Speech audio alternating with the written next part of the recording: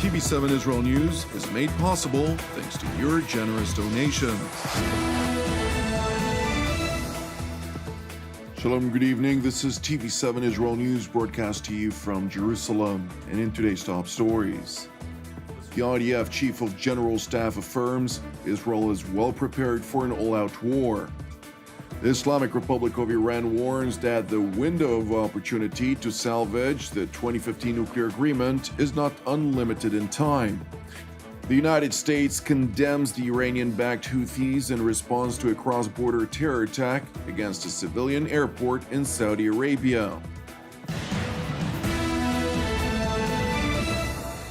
Israel is well prepared for an all-out war on its northern front. Upon the conclusion of the IDF's military exercise along the border with Lebanon yesterday, dubbed Lightning Storm, Chief of General Staff Lieutenant General Aviv Kochavi held a strategic situation assessment, during which he voiced confidence in the readiness of the Northern Command for when the moment of truth arrives. ואנחנו נמשיך לנהל אסטרטגיה לא דרך הטקטיקה, אלא דרך שיקולים אסטרטגיים.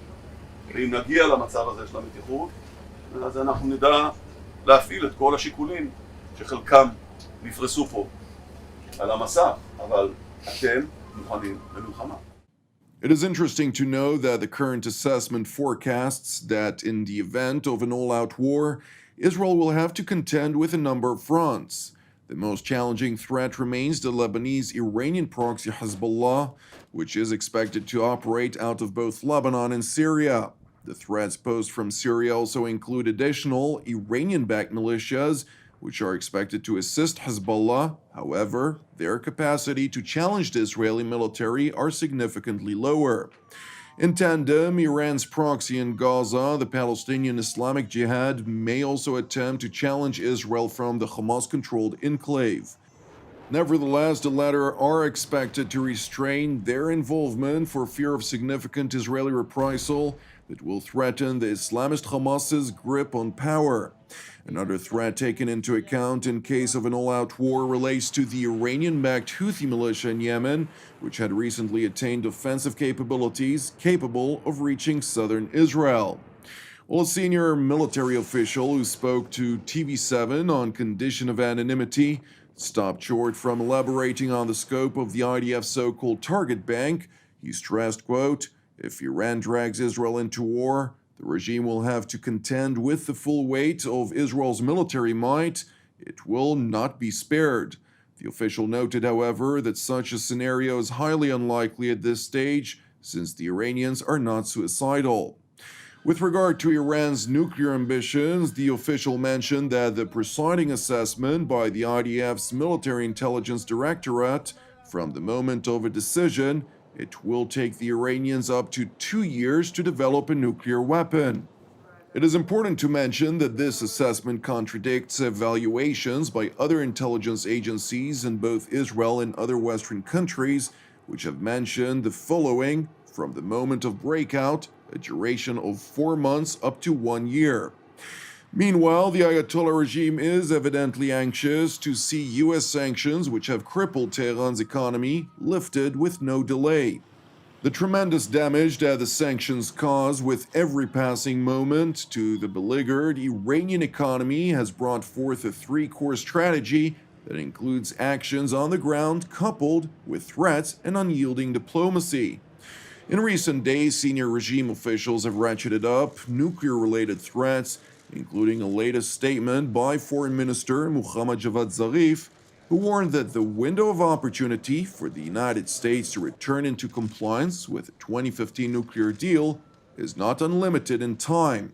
Zarif further threatened that within 15 days, he would also act to adopt a decision by his country's parliament to restrict inspectors of the International Atomic Energy Agency from obtaining access to Iran's nuclear sites.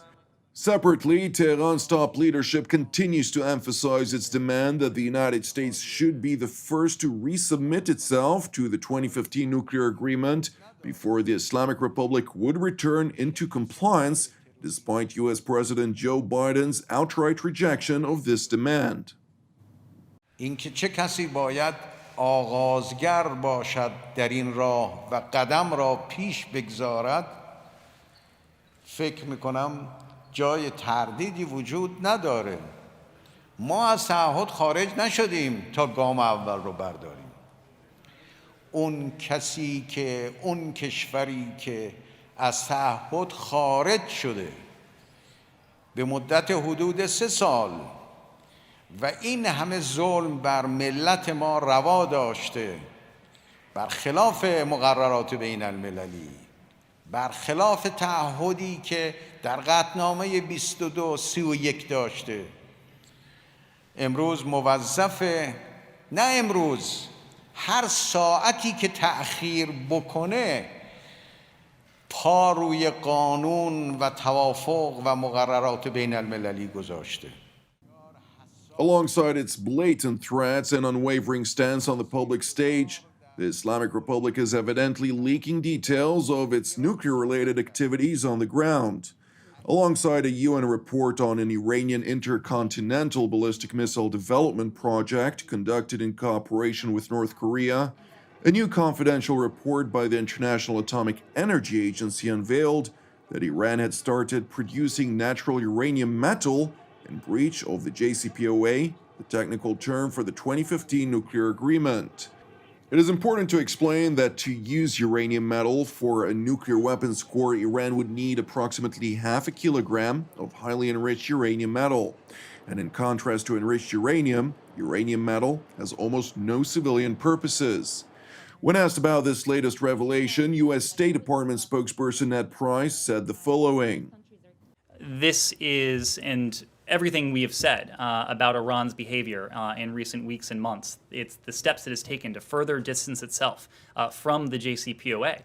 That undergirds our concern, and it undergirds the urgency with which we are approaching this challenge, and the urgency with which we are approaching our allies and our partners, and undergoing and undertaking those consultations with members of Congress to ensure that we have an approach to Iran that is harmonized and that's synchronized and that has the best chance of success. And again, the proposition that has been put on the table for some months now is quite clear.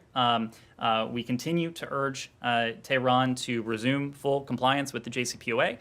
We continue to do that because that, for us, would open up the pathway for diplomacy. The State Department spokesperson also voiced Washington's outrage against the Iranian-backed Houthi militia in Yemen after it carried out an intentional terror attack on Saudi Arabia's civilian Abha International Airport. Houthi military spokesman Yahya Sarea confirmed his organization's responsibility for the attack, claiming it to be a response to Saudi airstrikes and other actions against Houthi targets in Yemen. We condemn the Houthi attack today that damaged a civilian airliner at the Abha International Airport in Saudi Arabia. The attack coincides with U.S. Special Envoy Linder King's first trip to the region and his effort to bring a lasting peace to Yemen that will ease the suffering of the Yemeni people. The Houthis, meanwhile, continually demonstrate a desire to prolong the war by attacking Saudi Arabia, including endangering civilians. We remain committed to improving support for our partner Saudi Arabia to defend itself against threats to its territory. At the same time, the United States will continue its diplomatic outreach and engage with various stakeholders, including our regional partners, humanitarian aid organizations, and the UN Special Envoy, among others, to bring a negotiated settlement that will end the war. We believe this is the only way forward. There is no military solution to the war in Yemen. We again urge the Houthis to immediately stop these aggressive acts, halt their offensive in Marib, and demonstrate a true commitment to constructively engage in peace negotiations. When asked whether the United States would reconsider removing the Houthi militia from its designated list of terror organizations, the State Department spokesperson emphasized that the removal had absolutely nothing to do with the reprehensible conduct of the Houthis. The Secretary's intent to revoke this designation has absolutely nothing to do with the reprehensible conduct of the Houthis. This is a group about which we have no illusions.